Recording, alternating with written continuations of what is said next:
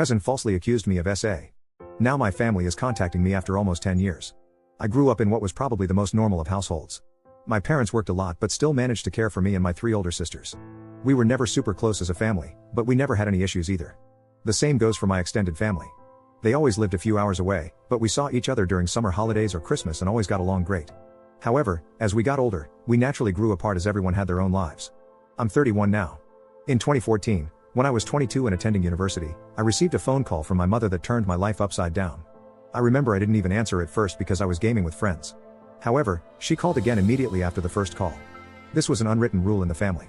If you call twice like that, it's important, like someone died important. So when she called again, I excused myself and answered, only to hear chaos on the other end, like people were arguing. But when my mom realized I had answered, it sounded like she went to another room and closed the door. I just asked what was going on, and I heard her crying. My memory of this conversation is a bit blurry, but she basically asked me if I had something to confess regarding Eve. Eve is my cousin on my mom's side and is 7 years younger than me, 15 at the time. At that point, I hadn't even seen Eve for several years. I just said no and asked what this was about.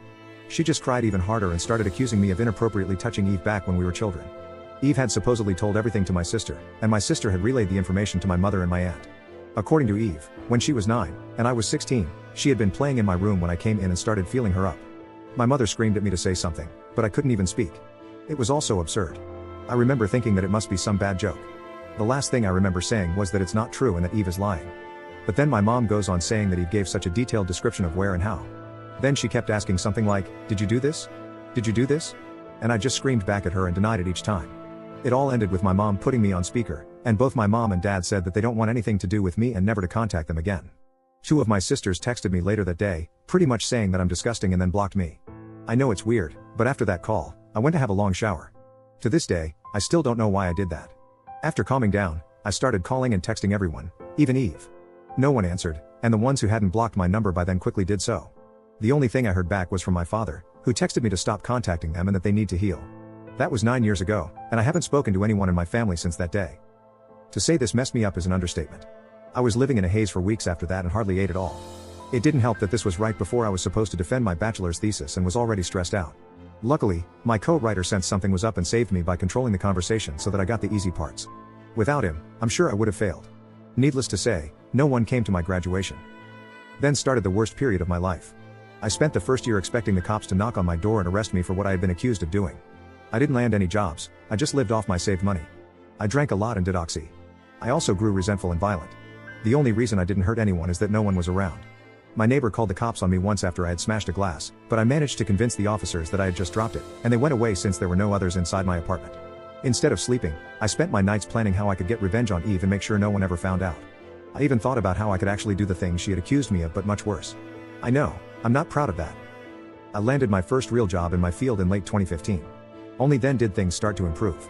I focused all my time on my job, as it gave me something normal to do. Recovery was a slow process, but I drank less and smiled more.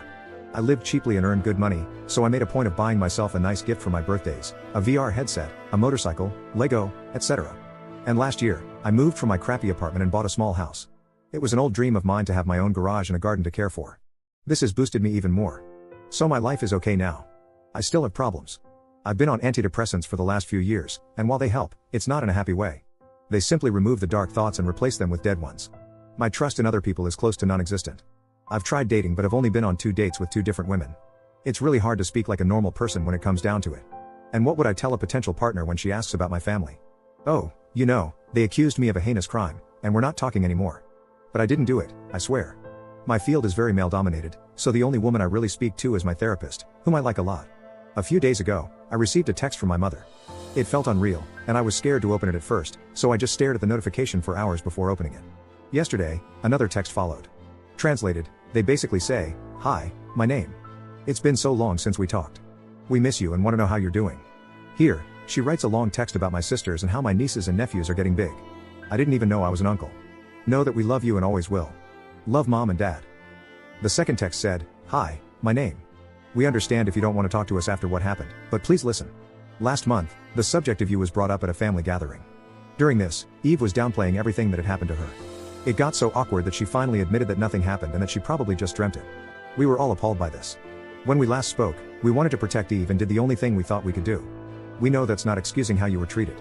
What Eve did was wrong, and we're all angry at her. We have called everyone that knew and told them the truth.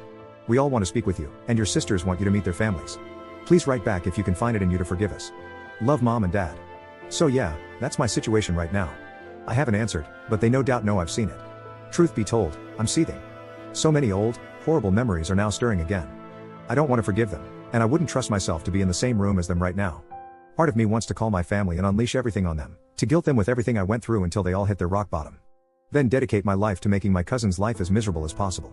The other part wants to ignore them and continue with my okayish life with my motorcycle and my garden to keep me company. I don't have any friends. The only people I speak to are my coworkers, but we're not really close. I've called my therapist's clinic, but they told me she's on vacation and won't be available for weeks, and I don't want anyone else other than her. So that leaves internet strangers.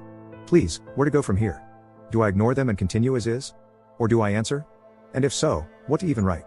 I'm pretty sure meeting them in person would be a bad idea for the foreseeable future, but I'm not even sure how my life can improve from picking up those old threads. As embarrassing as it may sound, I've dreamed about the day when they apologize to me by throwing themselves to the ground and kissing my feet. Texting seems so anticlimactic now. Update 1. Hi, it's been a while since my last post, and I can't count the people asking me for an update. So I thought I'd post one, even though there's not much to say. First, I'd like to get a few things out of the way. Many people told me I should pursue legal action. I didn't mention this in my first post, but I decided against it long ago for a few reasons. In the best case, she would get a slap on the wrist, and I wouldn't gain much at all. I just don't think it's worth the legal headache. And if somehow I end up losing, I'll owe her legal costs. A lot of people have been messaging me about the fake updates. As I wrote in an edit to my other post, there are some fake updates on TikTok and YouTube. So if you saw something on other platforms that you didn't read here, then it wasn't by me. While I don't really care about people making fake updates, I just want everyone that saw my original post to know that these videos are not by me. With that cleared up, I'll add what's actually going on with my life right now. Know that I wrote the original post in anger and because I was completely lost on what to do. I needed a kick to the head, and I got that within the first couple of comments. That was really all I needed. I've met with my therapist. I was first scheduled for September, but she managed to move it, and we've had 2 talks so far. She also read the original post and many of your comments. While she would have preferred me to confide in a colleague of hers, in the end, she was glad you guys told me to calm down a bit and wait. She knows firsthand how I can get when angry. I won't go through everything we talked about, but it comes down to the fact that I may respond to my parents at some point, but if I do, it won't be anytime soon. I've started writing everything down that I want to say to my family, and then my therapist, and I will go through those things continuously. For those who asked, they haven't tried to contact me further. I will not be updating this issue anymore, nor will I be commenting unless it's something very important. I don't want to be rude, and I appreciate all the support, but it really is draining sometimes. I'd like to end by saying thanks again to all the people who've been wishing me well and checking up on me. And for the people writing to check that I'm still alive, don't worry. You don't have to do that. I'm off work for a while and not at the computer much. I'm busy painting my garage.